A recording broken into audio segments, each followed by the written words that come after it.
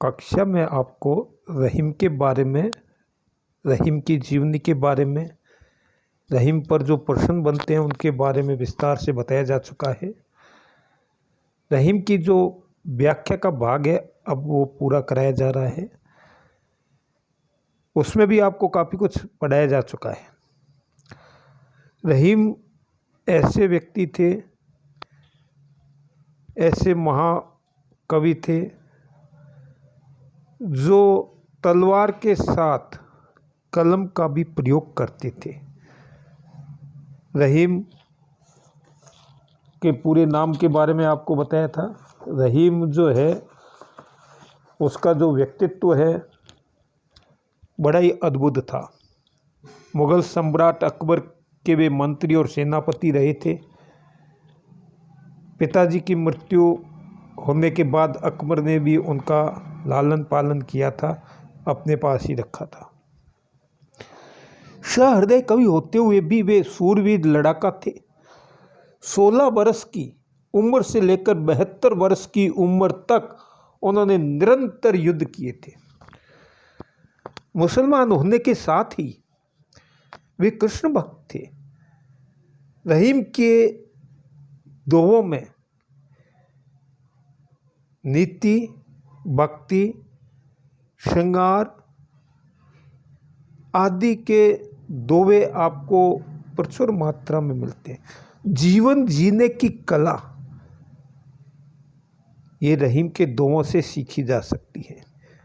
आपका कोर्स बदल दिया गया है, आपको कक्षा में लिखाया जा चुका है, बहुत कुछ कराया जा चुका है। आपको जो बदला है हुआ है वो वापस कराया जाएगा। रहीम में कुछ बदलाव नहीं किया है।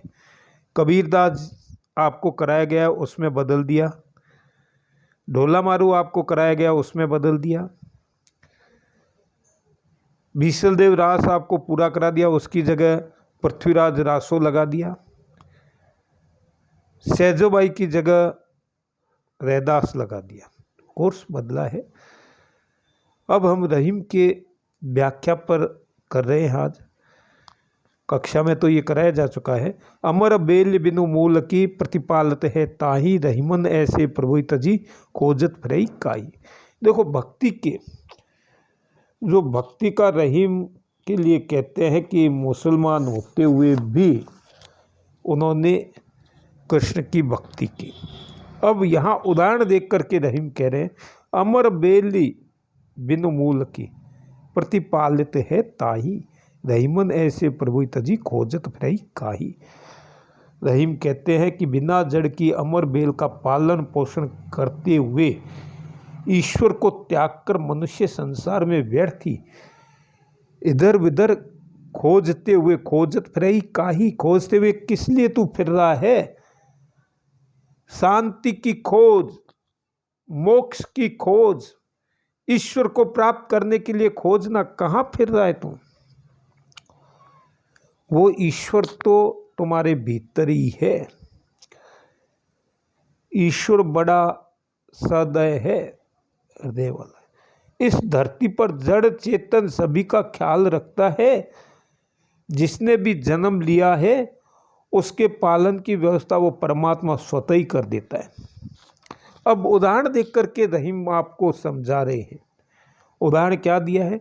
अमर बेली बिनु मूल की, मूल कहते हैं जड़ को, वो बिना जड़ के होती है। आपने देखा होगा पेड़ों से लिपटी हुई, तार से बंधी हुई जो बेल चलती है, बेलें चलते हैं, उनकी जड़ें नहीं होती है और वो छत्ते की तरह चलती रहती है। उसका भी लालन पालन कौन करता है? मनुष्य, ईश्वर करता है।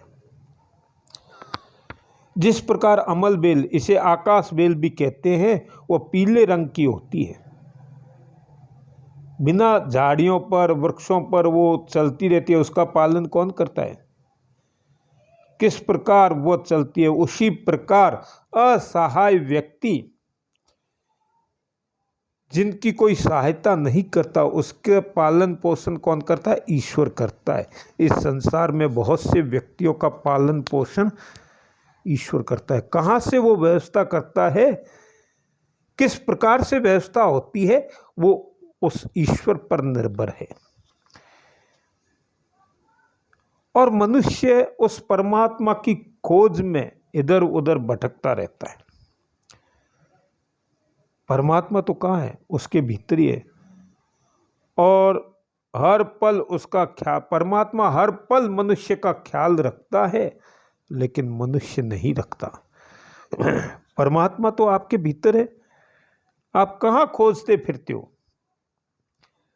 उसे सदैव स्मरण करते रहें तो परमात्मा आपकी सहायता करता है। अमर बेल का उदाहरण देकर के देखो, कबीर ने भी कहा है कि मोको कहाँ ढूंढे रे बंदे, ना मैं देवल ना मैं मस्जिद। दूसरा कबीर ने कहा है, कस्तूरी कुंडल बसे मृग ढूंढे वन माही, ऐसे घटघट राम है दुनिया देखे नाई। दुनिया नहीं देखती है, ईश्वर तो आपके भीतर है। तीसरी बात यहाँ रहीम कह रहे हैं, बहुत बड़ी बात कही है उन्होंने।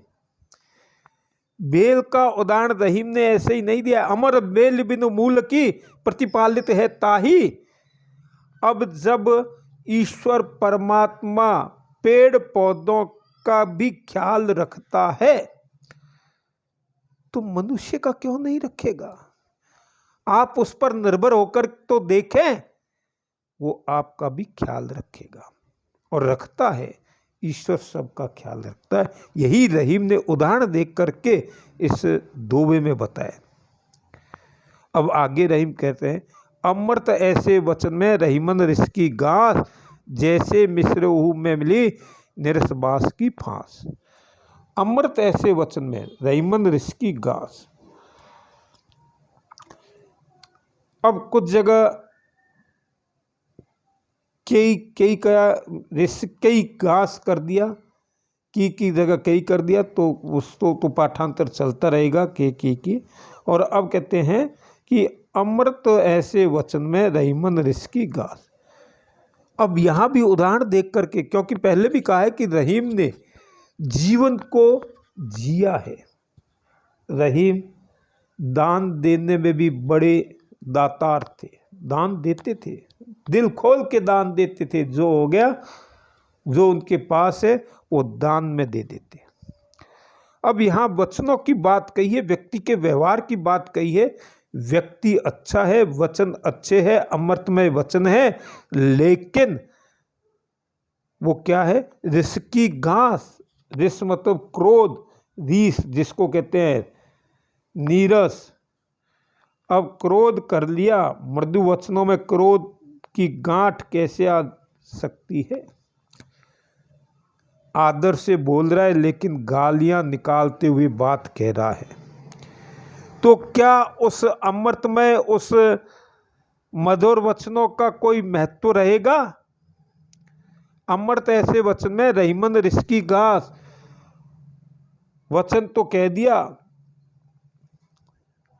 क्रोध से मीठे वचन भी उसी प्रकार कटु लग जाते हैं जिस प्रकार हम मछली का डला, मछली को मुंह में रखते हैं। उस मछली को मुंह में रखने पर जो मिठास का हम आनंद लेते हैं, और उसी आनंद के बीच बांस की फांस निकल करके आपके तालुए में लग जाए, आपके गले में फंस जाए, तो क्या आपको मिश्री का आनंद आएगा या दर्द का अनुभव होगा। क्या करेंगे, उस मिश्री को मुंह में रखेंगे या बाहर थूक देंगे, क्या करोगे। बहुत उदाहरण देख करके रहीम ने, देखो रहीम ने जीवन जिया है, रहीम ने अनुभव किया है, और उन अनुभवों को अपने काव्य में, अपनी कविता में, अपने दोहों में, अपने पदों में उसको जनता के सामने रखा था। उस समय सही मार्ग दिखाने के लिए वो कहते हैं कि आपको ठीक है, आप मीठे वचन बोलते हैं, आप सब कुछ करते हैं, जैसे ही मिस्री की बांस मिस्री के डले में बांस की, जैसे राजस्थान में उसको गोचा भी कहते हैं, तिनका भी कहते हैं, और तीखा तिनका आपके तालुए में, आपके गले में फंस जाता है तो आप मिश्री का स्वाद भूल जाते हैं और दर्द का अनुभव करने लग जाते हैं। उसी तरह क्रोध करने वाले व्यक्ति के मीठे बोल भी कड़वे लगने लगते हैं। वो चाहे कितना ही मीठा कहे, कड़वे लगते हैं। यदि कोई मधुर वचन बोलता है और उसे क्रोध कभी नहीं करना चाहिए, उसे सावधान रहना चाहिए कि उसके क्रोध से, उसके गुस्से से सामने वाले व्यक्ति का हृदय न दुखे, अर्थात वो कष्ट न पाए। क्रोध व्यक्ति का सबसे बड़ा शत्रु है। तुलसीदास जी ने कहा है, काम क्रोध मद लोभ सब नाथ नरक के पंथ। क्रोध को नरक का रास्ता बताते हुए तुलसीदास जी ने इसका वर्णन किया। हमें देखो क्या है कि हम व्याख्या करेंगे तो तुलनीय भी लिखना होगा कि किस कवि ने क्या कहा है। यहाँ रहीम जो है वो बड़े ही अपने हिसाब से उसका वर्णन किया है और जीवन की हकीकत को उन्होंने प्रदर्शित किया है। आगे हम दूसरे वीडियो में फिर इसकी व्याख्या करेंगे।